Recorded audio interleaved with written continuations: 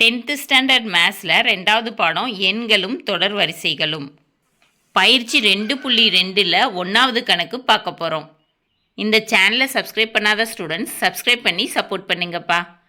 வாங்க கணக்குக்குள்ளே போகலாம். எண் ஓர் இயல் எண் எனில் எந்த எண் மதிப்புக்கு 4 பவர் எண் ஆனது 6 என்ற இலக்கத்தை கொண்டு முடியும். எண்ணு இயல் எண்கள்னு கொடுத்துட்டாங்க. என்னோட எந்த மதிப்புக்கு 4 பவர் எண் 6ங்கிற இலக்கத்தில் முடியும் அப்படின்னு கேட்டிருக்காங்க. சரியாப்பா? தீர்வு 4 பவருக்கு இயல் எண்களை கொடுக்கணும். சரியாப்பா? 4 பவர் 1ன்னு வச்சிங்கன்னா 4 தான் கிடைக்கும். 4 பவர் 2ன்னா 4 × 4 16. 4 பவர் 3ன்னா 4 × 4 × 4 நன்னாங்க 16. 16 நாள் 64. 4 பவர் 4ன்னா 4 × 4 × 4 × 4. சரியா? நன்னாங்க 16. 16 நாங்கள் 64.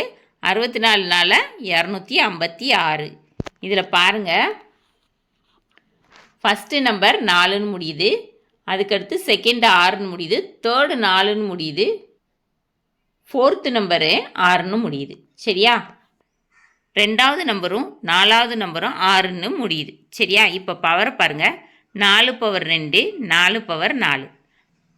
அப்போ பவர் இரட்டை எண்களாக இருந்துச்சுன்னா கிடைக்கிற ஆன்சர் 6ங்கிற இலக்கத்தில் முடியுது. சரியா? பவர் ஒற்றை எண்களாக இருந்துச்சுன்னா கிடைக்கிற ஆன்சர் 4ங்கிற இலக்கத்தில் முடியுது. சரியாப்பா? இப்போ நம்ம கணக்கில் என்ன கேட்டிருக்கிறாங்க?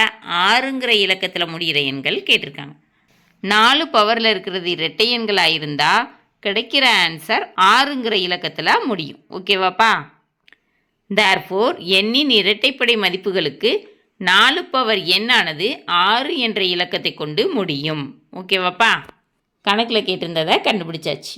இந்த வீடியோ பிடிச்சிருந்துச்சுன்னா லைக் பண்ணுங்கள், ஷேர் பண்ணுங்கள், சப்ஸ்கிரைப் பண்ணுங்கள். ஓகேவாப்பா? Thank you students.